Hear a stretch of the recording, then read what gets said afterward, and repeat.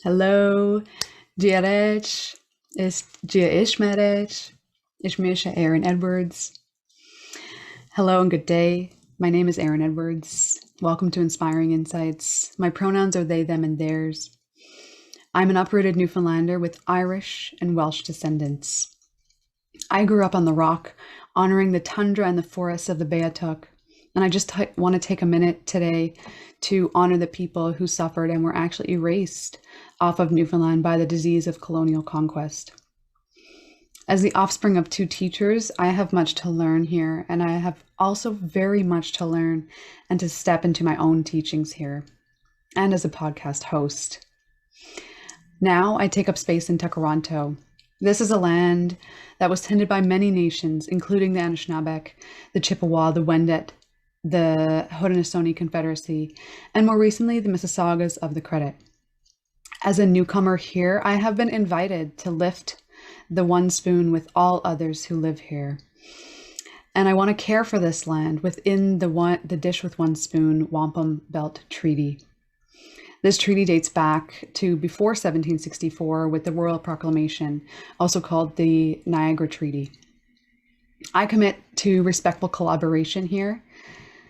And just as I have been invited to lift the spoon, I invite others to take up the thread and needle with me as we weave a new world of possibility in wellness and in healthcare. And that's what Inspiring Insights is all about. Part of this means decolonizing my language, taking back my own Newfie accent that I disregarded for so long of my life, and learning my mother tongue of Irish Gaelic. It means decolonizing my knowledge of herbs, plants, and medicines that I formerly learned about from only a scientific perspective. And it means also trusting my intuition, that wisdom inside me when plants come to me in dream or in journey for myself and for my clients.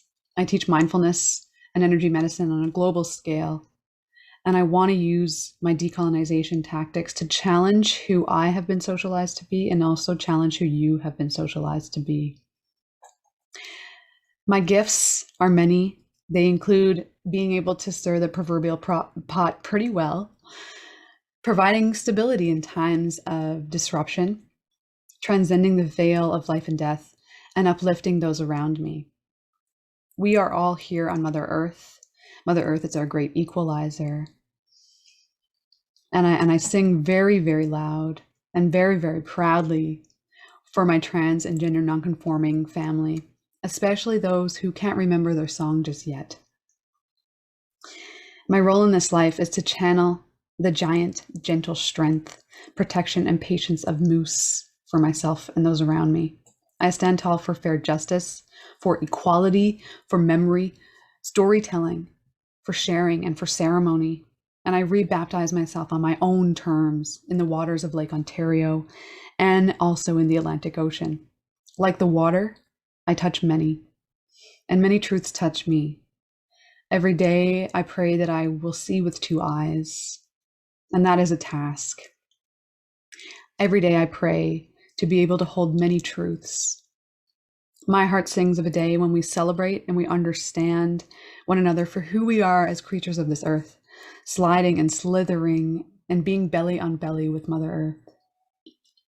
I know we can shed the skin of the patriarchy, and I know we can work together to create this new participatory web of access that centers folks who have lived on the margins for far too long. I see you, I remember you, I honor you, and I hold you. And I welcome you to this episode of Inspiring Insights. Hello and welcome. This is the live recording of episode 31 on Inspiring Insights. So I started this last summer and been slow going, one per week, every week. And I'm proud of myself for doing that because consistency is key. My name is Aaron Edwards. I'm your host. My pronouns are they and them. I grew up in a very small town in Newfoundland. And now I live in Toronto, where I offer online mindfulness services and energy medicine services as well on a global scale. And I come from a long line of ancestors of Irish and Welsh descent, fishers, farmers, and miners who didn't always have a chance to speak up. So ever since I was born, I was, asking myself, how can I get involved in amplifying the voices of others and amplifying my own voice and really finding my own voice. And now every day I wake up and I ask myself, what makes me feel alive? And that, you know, thus was born Inspiring Insights, this podcast, because this is a place where practitioners who have aligned themselves with their own healing ability really get to share their stories, their wisdom, and most importantly, connect with folks from all walks of life. This is a space brought to you by my own healthcare consulting company called Reawaken Co. And that's an online education platform focused on holistic health education. And we're sharing the passions of practitioners and hearing their stories alongside fans just like you. And in doing the work of decolonization and shedding ingrained oppressions, which some of you may have, you know, started this year or maybe dove a little bit further deeper into, you know, I want to acknowledge that can be really hard and that can be really heavy work. It's also really important to do. So I commend you in doing that. And that's why it's so important to have a good network of support behind you, you know, that support network of wellness professionals. And that's what I really hope for you going forward. So like I said before, if you're tuning in today, drop a little message in the chat box there. This replay will be actually on our YouTube channel as well. So if you're interested, it will be, hopefully I'll get it up by tomorrow night. And that YouTube channel is Reawaken Co. Inspiring Insights. So yeah, just drop a little hello, say where you're calling in from. I love to feel your energy. And for those of you watching this replay as well, I feel you here. Thank you for tuning in. Today, our guest is Dr. Christina Bjorndal. Thank you so much, Dr. Chris, for being here. Allow me to introduce you, and then we'll get right into discussion. So, Dr. Chris is considered an authority in the treatment of mental illness, such as depression, anxiety, bipolar disorders, and eating disorders, using a physical, mental, emotional, and spiritual approach. Having overcome many mental health challenges, Dr. Chris is a gifted speaker and best-selling author who has shared her wellness philosophy on platforms such as the Jenny McCarthy Show, the International Bipolar Foundation, and many other health summits and docuseries. She's written 4 books on mental health, including Beyond the Label, as well as created 2 courses, one a 10-week course for individuals, and 2 a clinician's integrative mental health 10-week course as well. So thank you so much for being here. Thanks for having me. It's great to be here. I'm truly honored. Dr. Chris, you detail your own, you know, I guess for lack of a better word, intimate encounters with bulimia, social anxiety, general anxiety, psychosis, mania, depression, and bipolar type 1 in your book, Beyond the Label, which I just finished reading. And for all of you listening, oh my goodness, please pick up your copy. It's incredible. Really highly recommend that book. And so you go into detail a little bit more about that, Dr. Chris, in your book, but I'm wondering maybe you can give us like a brief synopsis of your story, how it all started, and how you're here right now, how you're standing. I'm actually not standing that well because I broke my knee here, but I'm oh my goodness. But I'm sitting. Yeah, so you know, that's always, it's interesting. So for me, there's a key question in naturopathic medicine is, you know, when did it start? You know, when did it all begin? And in my case, you know, I'm going to say it actually started in utero when my biological mother was just, you know, making that decision about what do I do with this fact that I'm pregnant at such a young age. So I'm adopted, and when the way I learned about that, I ended up processing some beliefs around what that meant. And basically I decided, okay, this must mean that I wasn't wanted. And so I became the opposite of that. I became a type of person who was wanted, which is this overachieving person. So in high school, I developed an eating disorder. Again, the pain of perfection, it's a real problem in life. The eating disorder, though, just a little side note, started after a year of doing antibiotics to treat acne. Back then in the 1980s, there was zero conversation about mental health going on and no discussion about the gut microbiome. So those things weren't discussed. Yes. So the treatment of the day for acne was, oh, let's take antibiotics. So I did that. Didn't solve the problem. I mean, It It did. didn't?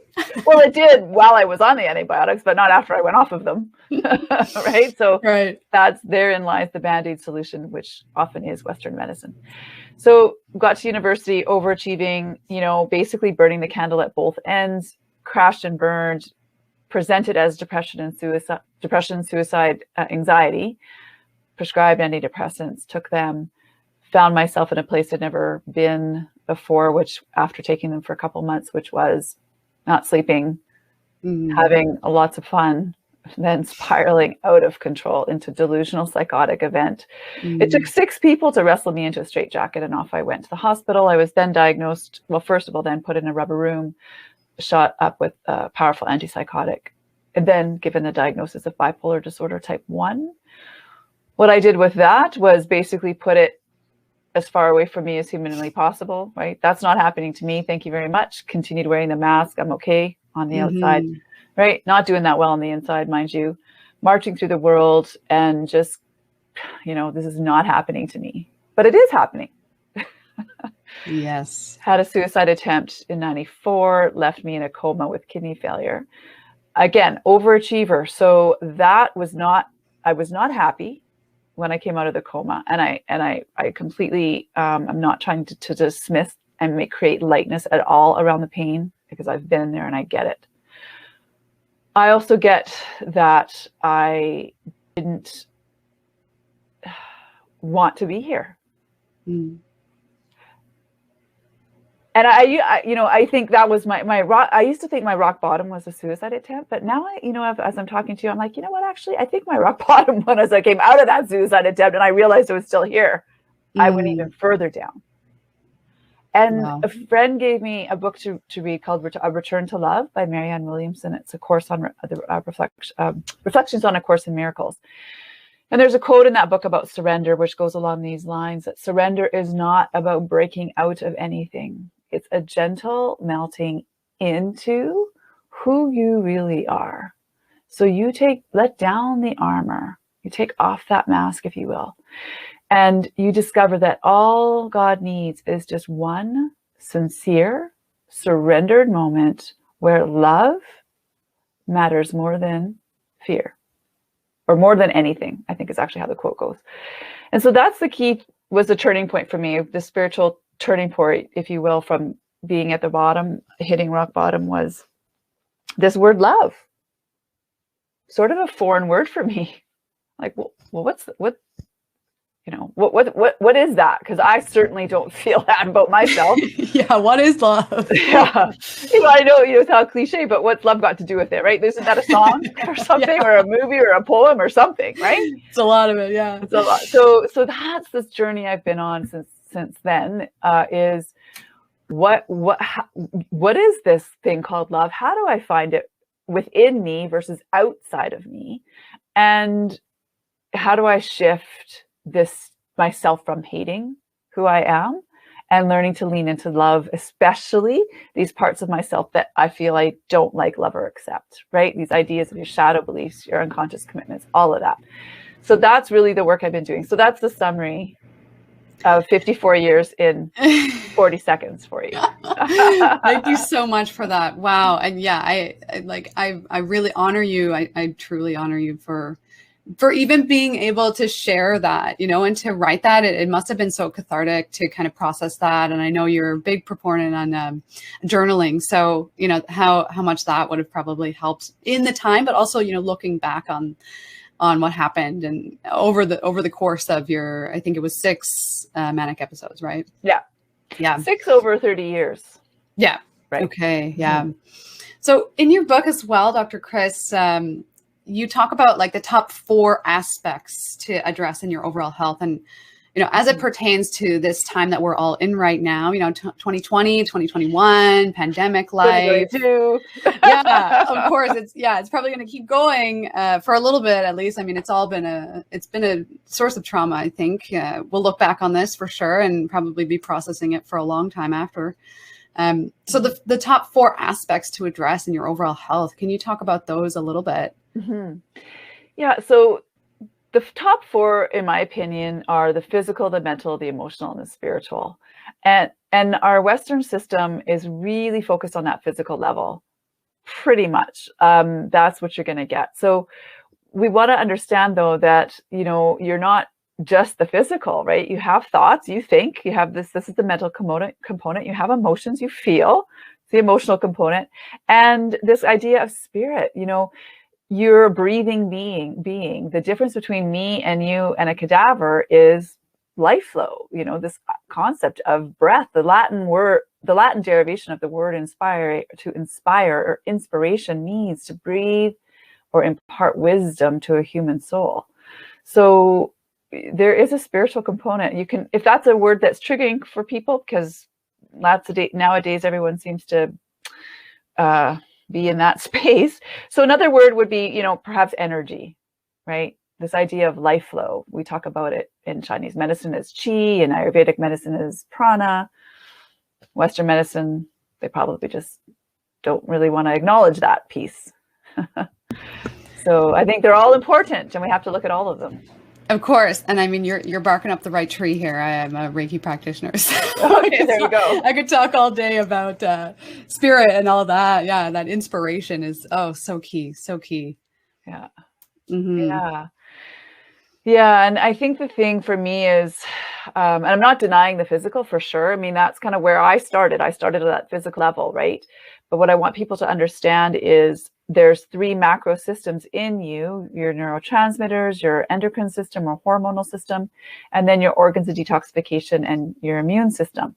And those 3 are not working in isolation, right? It's not like there's separate buildings where, like our Western medical system, you got to go to that building for that problem and that building for that problem, right? It's all within the same container, which is you, the body, and everything is interacting and affecting each other.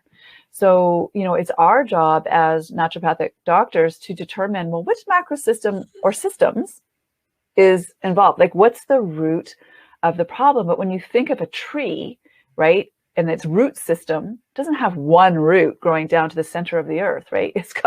There can be many root causes. So it's all about determining. And in my case, I had imbalances in all 3 of those macro systems, if you will. But I think the difference that we really want to hit home here is that there is a solution. There is a reason for what you're going through, whatever label you may have been given. Yes. Thank you.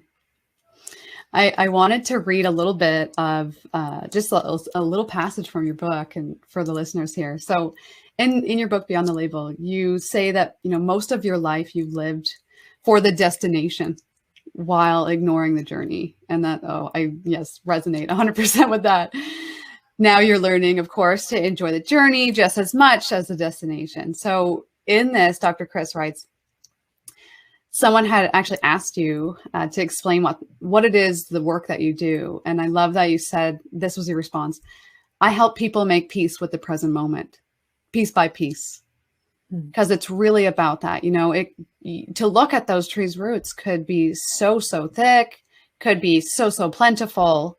And so piece by piece, breaking it down a little by little goes a very long way. And, because, as you said, healing has to do with those macro systems of the body, the hormones, the neurotransmitters, the organs of detoxification. That's only just the physical. So can you speak maybe a little bit more to how we go about healing that physical piece, maybe while also addressing our mental health? And, because it's so integrated, it's so integral that it's hard to ascertain what the difference is almost at some points. And I think that's a key point that you bring up is, ascertaining what the difference is. A lot of people get hung up on that. And I think sometimes, we really just want to look at not so much like what's the one thing, right? But we want to shift, I think, out of that mindset into, how do I just move in the direction of health? So, but on that physical level, the way that I support it and the way I started, I started with supplements, seeing a nutritionally oriented psychiatrist named Dr. Abraham Hoffer, who was a lovely man. But when I went to see him, he was in his 80s. And I thought, okay, I know there's a lot of people struggling, and this is the only guy Right. the only psychiatrist in the country pretty much that is talking this language. Like, I'm like, wow, you know, that's part of the reason I went back to school to become and to follow in his footsteps. But I was taking 5 psychotropic medications at that time, and I got better. Like, I had my first year where I was free from depression and anxiety. I hadn't experienced that in the 15 years prior, like for a full year. And so I knew there was something to his approach. What I have shifted in my own practice, though, and no one ever really asked me until I went to naturopathic school, was, what was I eating? So the first foundation here is the nutrition piece. And so yes, supplements are beneficial and helpful, but just understand that anything on the physical level, whether it's a pharmaceutical, a botanical, or nutraceutical, or food, it's all on the physical level. It's all the same continuum of one and the same. Yes. So I'm not saying not to take a pharmaceutical, and I'm not saying not to take a nutraceutical, botanical, whatever. I'm just saying, let's look at the food too. Because you can't out supplement a crappy diet. And Totally. that's what I did, though. I mean, I did out supplement a crappy diet, so to speak. I had a lot of cracks in my diet because I had this eating disorder, right, which was hanging out over here in the wings, which wasn't getting a lot of attention because the suicide, depression, psychosis, anxiety was taking much more of the spotlight, if you will. So anyways, long story to say that basically nutrition, very important. And, you know, gosh, I've been working on nutrition probably since I was 25. You know, it's I'm a work in progress. We're all works in progress. So and one of the things I don't like about our profession and the industry, I will say, is that, again, a lot of people are focused on the outside versus, again, the inside. And to me, because of the eating disorder piece, for me, it's more this concept of health, and understand that the food industry manipulates 3 molecules, fat, sugar, and salt, right? So that you're addicted to those things. Yeah. So it's, you know, we're all lab rats pretty much. We're all lab rats in the space and time that we're in. It seems like, you know, I had a nutritionist on this at one point, and she gave a little history of the synopsis of, you know, what being skinny looked like. And actually in the 1800s, it was not okay to be skinny, you know, like it was considered a sign of wealth and health if you were a little bit more plump, because you had, you know, the means to get food into your system.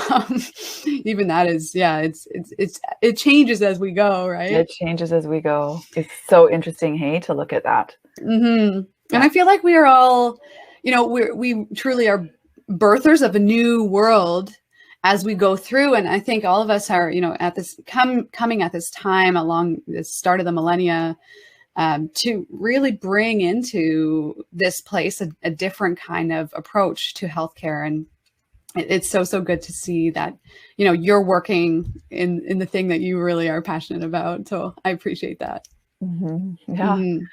Yeah. So that piece, and this is the thing, you know, I think ultimately you know, we have eyes and we look outwards, right? We're not often looking at ourselves. And so, right, we're all mirrors for each other. And then we make, you know, these projections and interjections, and all of these things sort of happen.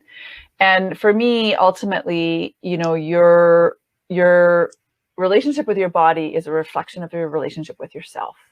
So that's what it comes down to. And the eating disorder piece is, you know, for me is really important, because I was a vegetarian, but I was hardly any vegetables in my vegetarian diet. So I was a carbitarian, sugar addict type person. I could hardly cook. And the thing is, I wasn't getting the essential amino acids. And so another little book that I've written is called The Essential Diet, Eating for Mental Health.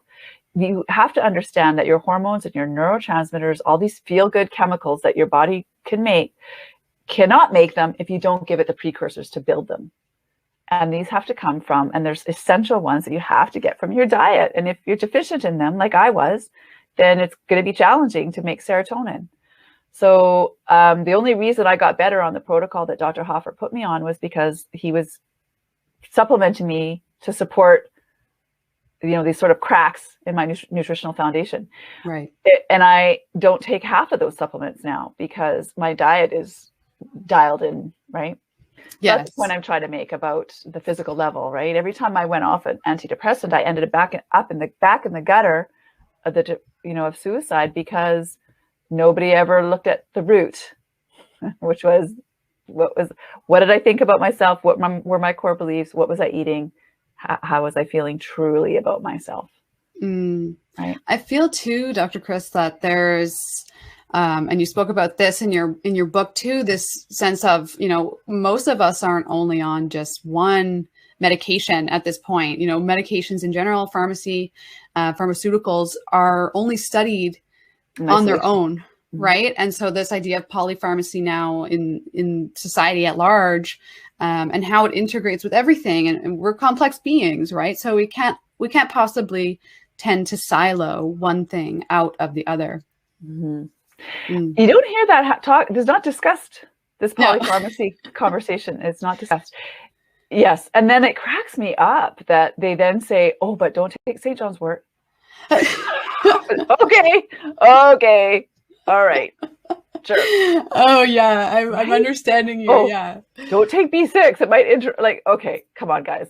Seriously? Meanwhile, somebody's got, they're on a benzodiazepine, trazodone for sleep, right? Lithium's fairly benign, but, Seroquel, SSRI, and I was taking Dexedrine. I mean, and you're concerned about a little bit of something that comes from food. Yeah. Yeah. We're making a lot of big deals about things you don't need to be making a big deal about. I'm not making light of the fact that the point I'm trying to make is there can be interactions for sure, but nobody's studying the polypharmacy approach here. Right. Right.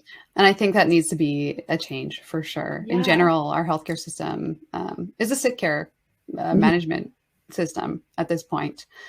In your book, Dr. Chris, you have another good quote, and I loved it so much. You said, in order to heal it, you need to reveal it. Healing happens when you return to yourself and let go of what no longer serves you.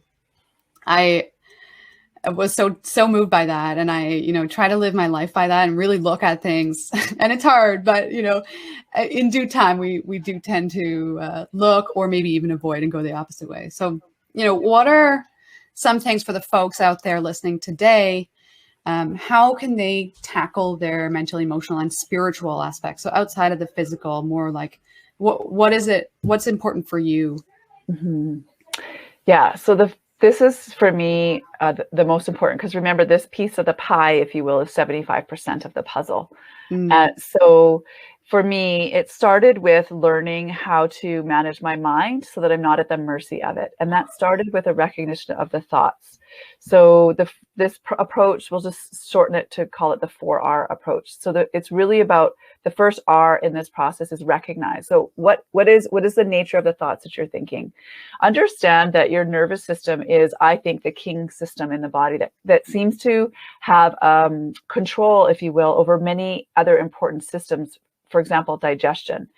In naturopathic medicine, many are, and nutrition and holistic nutrition, people are, again, very big on the diet, which is fine. But if you're stressed out while you're eating that food, then you're not going to get the full benefits of it. So I'm always about, let's take it one step further backwards here and think about the state in which you're in when you're eating the food.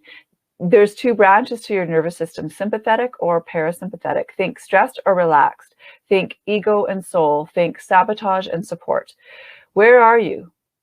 Where are you physiologically in your body? If you're in fear or anxiety or worry, you're in a sympathetic state. So and you can only be in one state or the other, right? A suffering state or a beautiful state. And it's not about judgment here. It's just about acknowledging awareness. Where am I physiologically? Because here's what happens. You think a thought, it creates a neuropeptide. This neuropeptide then affects the hormones that you produce, which then in turn affect how you feel. So if we move into a thought of, and I'll just give you a core belief type thought from my world, which is I am unworthy. So for me, that left me in a suffering state, right? It doesn't matter whether the thought is true or not. it doesn't even matter whether I believe that thought. What we have to understand is how the physiology responds to the nature of these thoughts that we think. So first of all, this first step is recognition. Then if you realize or recognize that, oh gosh, yeah, you know what, that's not a very supportive thing to say, then perhaps I could then refrain from following those thoughts any further. Because what happens is your thoughts trigger an emotion, emotion triggers another thought, that triggers another emotion, which triggers another thought, and you just go round and round and round, and you stay stuck in this spiral. Yeah. And this is how I ended up in the depths of depression and the dark days of suicide so much, because I believed every thought I was going to say thunk, every thought I had, and and the emotions just fueled it, right? And so we can enter the circle from one of two places, either paying attention to the thoughts or the emotions. So, and ultimately you got to look at both pieces of the puzzle here. So thoughts are really important. And I was really stuck for many years in this whole idea about belief. So if you had said to me, oh, hey, Chris, change your thoughts, change your life, I probably would have rolled my eyes at you and walked out of the room, because I felt like you were implying, first of all, that I was intentionally causing my depression. A lot of people would say to me, and this is, please, if you're listening, never say this to one of your friends, you don't have anything to be depressed about, right? I heard that a lot. And that didn't help my suffering, because that even made me feel worse, because it's like, oh, okay, I'm not supposed to be feeling this, but yet I'm feeling this. Right. This big ball of ugliness. I'm feeling it. And you're telling me that I shouldn't be feeling that, but yet I am. So therein lies a bit of a dichotomy. Yeah. So anyway, what happens is I believed that I had to believe every thought I was thinking. So for me to go from I am unworthy in cognitive behavioral therapy, they would tell you to go to, after doing a bunch of long steps, go to I am worthy. But that was hard for me, exactly as I'm saying, because I didn't believe it. And this is the psychoneuroimmunology piece and the work of Candace Pert in her book, Molecules of Emotion. Nowhere does it say you have to believe it. Right. This physiological piece is important to understand. So let go of believing and just move into trusting. Yes. Okay. And so for me, the rephrase step, so they'll finish the R's. So basically recognize, refrain, and refrain by relaxing into the breath. So we want to push the pause button. We want to get in the gap, if you will, between one thought triggering an emotion, triggering another thought, and around we go. So push the pause button. By that, I mean, let's get into the body, get out of the head, connect with your body, right hand on your belly button, left hand on your heart. You can do it with me now if you're listening. And you're going to just take a breath and understand that most people are living from the neck up and discounting their body. Most people are breathing with the top little bits of their lungs and discounting the fact that your lungs go all the way down to your diaphragm. When you pull that diaphragm down and engage it in a full diaphragmatic breath, what's sitting right underneath it, on top of your kidneys? It's your adrenal glands. And what do your adrenal glands do in response to that shitty thought that you just, I apologize for swearing. You're allowed. Okay. That you just were thinking. Do you think your adrenal glands are like drinking margaritas on the beach side? They're like pumping out cortisol because they're like, hey, this person is in a state of fight, flight, fight. There's 4 stress states: fight, flight, freeze, or fawn. And so, but the thing is, the beauty of all of this is you're designed to calm yourself down. Problem is, nobody talks about it. Nobody teaches you it. And we get more in our heads and up in the upper part of our chest when we get stressed. We don't relax into it. Yeah. So anyway, so we just want to take that breath. And so we'll just take a breath here together, just breathing in through your nose and then out.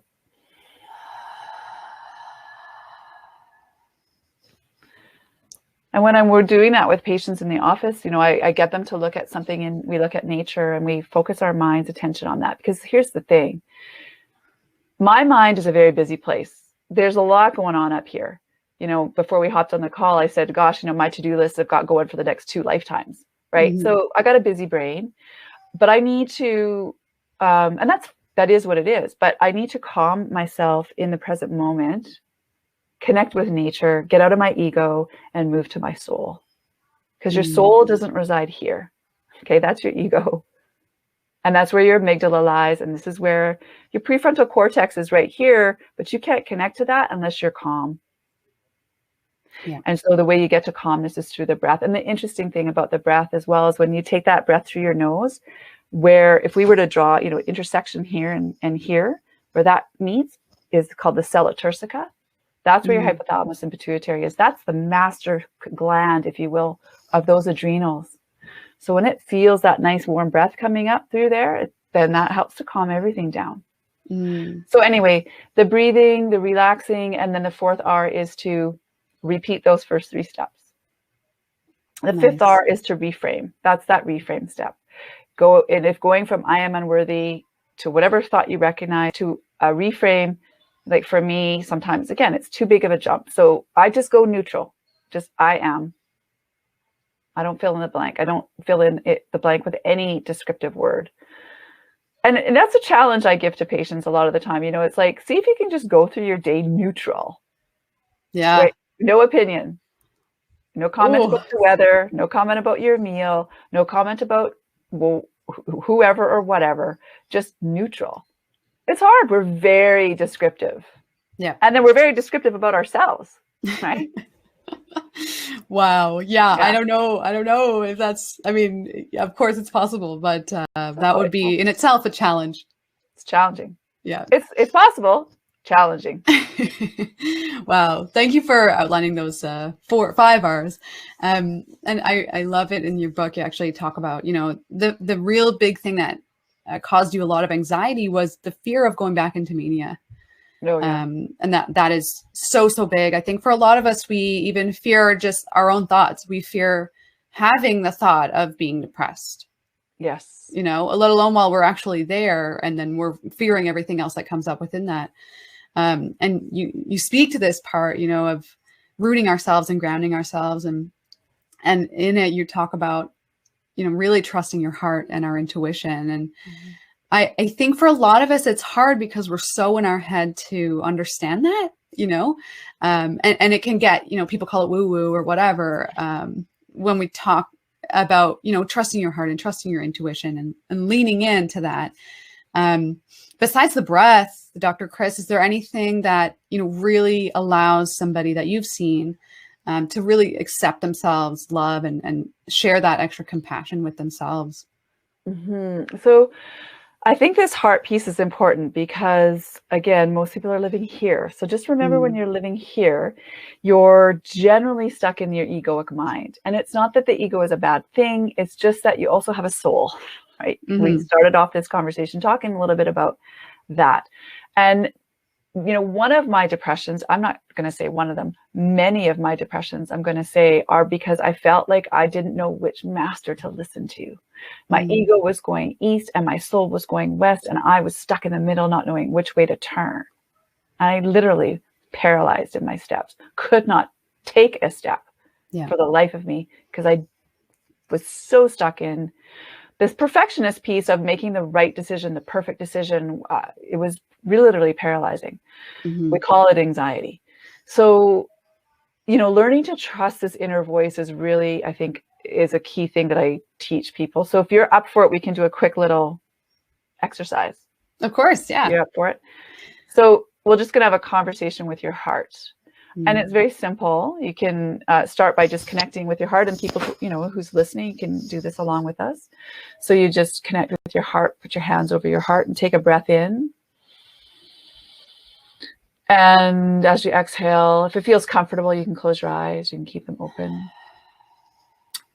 It's sometimes helpful to close your eyes so that we get the ego out of the way. And just repeat after me. We're going to have a little conversation with your heart. So the first one is just heart, show me where you are. So just say, heart, show me where you are. Heart, show me where you are. And just notice what your heart might say, like a color, word, sound. There can be nothing. But just share. What comes up for you? Oh, me? For me, it came up in like my 7th rib. I've been having issues with it. Oh, okay. Yeah. So there's some anxiety there. Okay, well, let's breathe into that. And we'll exhale. And we'll move into the next question, which is heart. Have I always followed you? Yes or no? Heart, have I always followed you? Yes or no? Nope. Okay. Okay. So heart, how do you feel when you hear, I haven't always followed you? Heart, how do you feel when you hear, I haven't always followed you?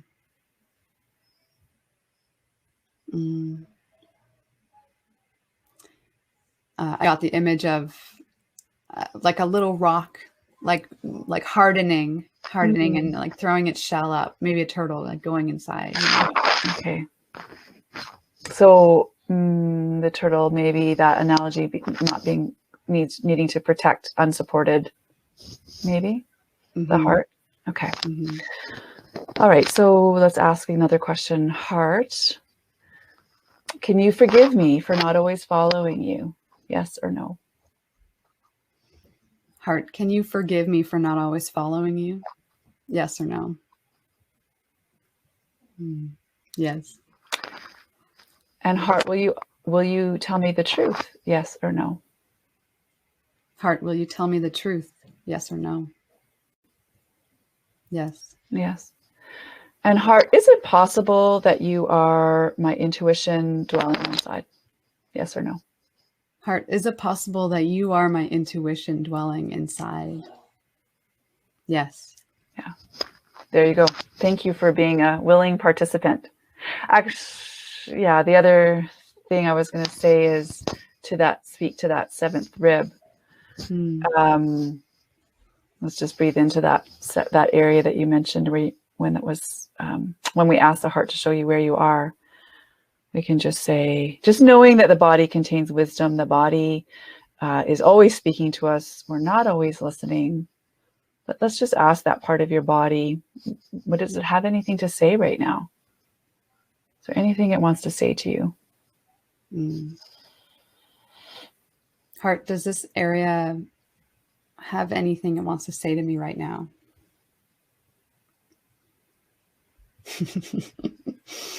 Yes. What? You have too many things on your plate. I was going to say, go to the chiropractor. And that's a good message too. That was what my intuition said. Or get a massage. Wow, yes, thank you, Dr. Chris. You're welcome, but the too many things on your plate because exactly. It's weight you're holding, right? The monkey on your back. There's lots of things we can say about that. Yeah. But the quote I want to leave you with, two quotes. Okay, they're both from Joseph Campbell. Number one, the heart must usher the mind into the zone of revelation. So we want to learn to lead our lives from this heart-centered place. To tune in here, learn to trust this voice from within. The ego is there to protect you too. I'm not saying not to listen to the voice of the mind, but the thing is, the ego quickly gets stuck in fear and tells you why you can't do whatever it is you're trying to do.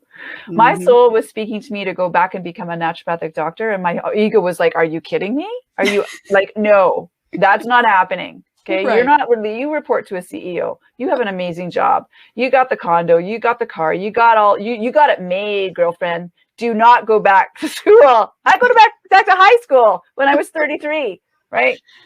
Because I listened to my soul, not my ego, right?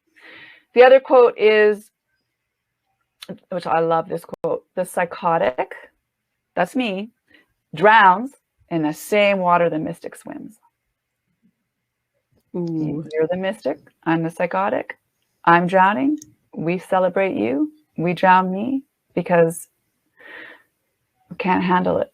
Society cannot handle the reality that the human experience includes the depths of depression and the heights of psychosis. That's the full range of human experience, okay? Not this narrow band. Let's keep everybody here because we can't handle this. Yes.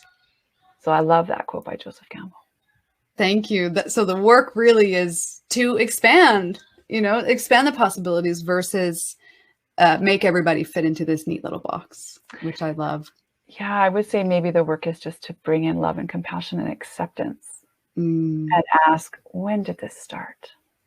Right? nice. Because, yeah, the last thing I'll say is remember, we're the culmination of many generations. So there's this whole thing of intergenerational trauma and epigenetics too. Yeah. So, you know, your stuff may not even be your stuff. Right. Right. Like you said, when I said my to-do list is two more lifetimes, you're like, well, maybe it's stuff from your previous life that you brought in. I'm like, well, yeah, there's that too. Still working on that. Yeah, for sure. Yeah. Dr. Chris, do we have maybe a couple minutes for questions Sure. if Yeah. anybody Oh, yeah. has any? Yeah. Okay, perfect. Yeah. So we'll open up the floor for some questions. If folks are comfortable with it, there is an option here on Webinar Jam to press the little hand, which is down at the far right of the tabs there, and it's called Speak. Your face can actually come onto the screen, or if you're more comfortable with just typing a question into the chat box, go ahead. I know, and I'll just read this one out. Laura had a question. Well, it wasn't really a question, but she had mentioned her issues with sleep, managed to get herself polymedication free, but still can't get a very deep sleep. And, you know, she gets exercise, she has great sleep hygiene, but seems to feel like she's still kind of going crazy, you know? Yeah. Maybe you can speak to that while, if anybody else has any questions. So I did skip over that. So I'm really grateful, Laura, for you mentioning that, because the foundation of health for me is, I said nutrition, and then the next one is sleep. So sleep is, and it's complex. I mean, there's many things that affect sleep. Hormones, like melatonin is derived from serotonin. So that's the neurotransmitter side of things. But melatonin is inhibited by cortisol, which is a hormone that we've been talking about, which is that stress hormone. So I have on my website in this suggestions for sleep. It's 3 pages. It's chapter 14 in my book. I would check off, like, make sure you're doing all the things on the lifestyle side. And depending on your age, so I don't know how old you are, because the hormones play a big role in sleep. So I'm heading into, I don't know when, I was hoping it would have already happened now, menopause at 54, but it hasn't. I even Googled the other day, what's the oldest person's age when they went through menopause? Because it's like, come on now, let's get over this. But sleep has been a bit of a struggle for me. And it's because of my hormones. So, you know, again, root cause, look at all these pieces and find a solution. And I take a lot of support from me in the sleep department, botanicals, nutraceuticals. That is something that I still take a lot of, just because, as Erin was saying, the fear for me, I don't live in a place of fear anymore, but I certainly did around, if I don't sleep equals psychosis. I don't live there now as much, is the truth. I mean, if, like I said, I have had, not so much now, but back December was a tough month for me, actually, sleep-wise. Anyway, so there's support there. Maybe find a practitioner, check out that resource on my website, naturalterrain.com. You know, go through that 3-page list. Cut out all caffeine. Don't exercise late at night. Don't do, you know, there's just so much. Diet plays a big role. Cut out the sugar. There's just so much you could be doing, you know? Yeah. And I can understand for sure how frustrating it can get when it seems like, you know, everything is not working. Yeah. And I will just say this too, I'm a big mindset person. So the journaling before bed, the meditating before bed, and then I would be just trusting in the wisdom of your body to get the sleep it needs. So get out of fear and just affirm that affirmation for yourself. I trust in the wisdom of my body to get the sleep I need. That's what I do. So. Amazing. Thank you, Laura, for asking that question. If anybody has any other questions, feel free to go ahead and ask. Oh, Laura says, yes, she's sugar-free. Feel like I'm trying everything. Yeah, I think I'm in fear. Sometimes the dose too. The three rules of real estate are location, location, location. The 3 rules of supplementation are dose, dose, and dose. So, you know, I know a lot of people will say they've tried melatonin, and then I ask them how, and they say it doesn't work. And I say, how much have you taken? They say 1 milligram. I'm like, okay, it comes in 1, 3, 5, and 10 milligrams. The maximum dose of melatonin actually is all the way up to in the hundreds of milligrams. Like, you can take a lot of melatonin is what I'm trying to say here. So you have to titrate up to find the dose that's right for you. So if you only took 10 milligrams, even 20, and it's not addictive, do not believe everything you read on the internet. And you can take it one night and not take it the next. So sometimes you might need more depending on, there's just so many factors with sleep. So. Yeah, totally. And I also, for folks, because Dr. Chris mentioned a few websites, so naturalterrain.com is one. I put it there in the chat. And then I also put drchristinabjorndal.com. That's your own website. You can also, I wanted to mention, get the first chapter of Beyond the Label as a gift from your website, right, Dr. Chris? That's right. Yeah. And there's also another document there called Eating Guidelines for Balanced Mental Health as well. Oh, amazing. Yeah. And that sleep resource, Laura, is under resources under naturalterrain.com. That's my clinic name. So just go under resources and then handouts, and then you'll find, actually in the other one I was going through, the 7 R's is there. It might have been only called the 5 R's at that point. I keep upgrading, that overachiever's die hard. Well, everything is dynamic too. Hanging on for dear life, right?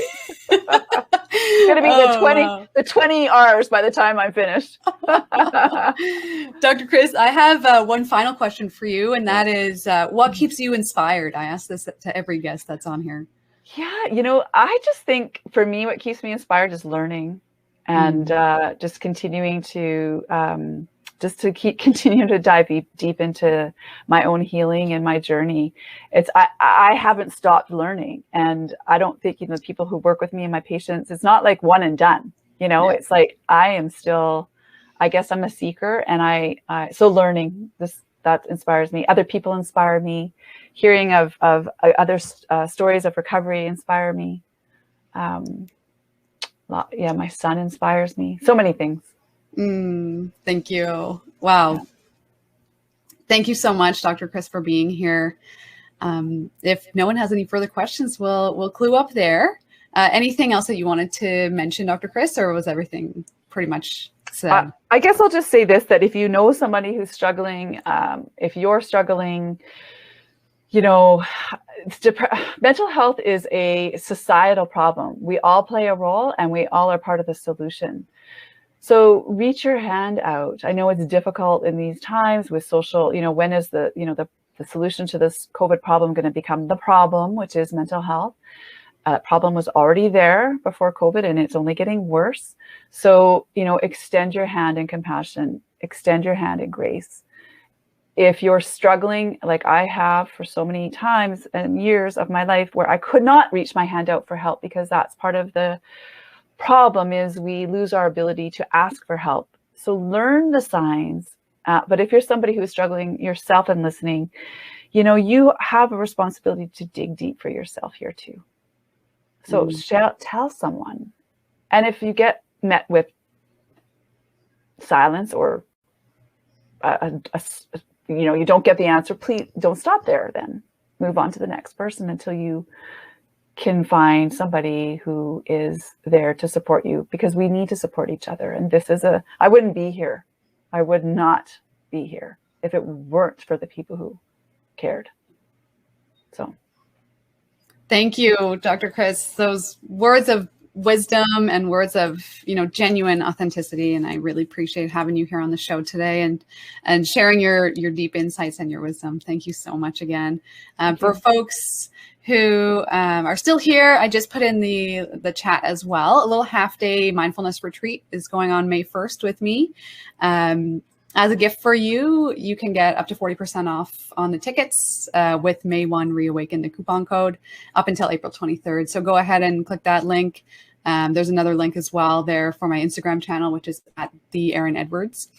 And I would love to see you there. If not, at another podcast recording, maybe. We're here every Wednesday as well. And again, that's it for tonight. Thank you so much for being here. And thank you, Dr. Christina Bjorndal. Thank you so much. Thank you, Erin.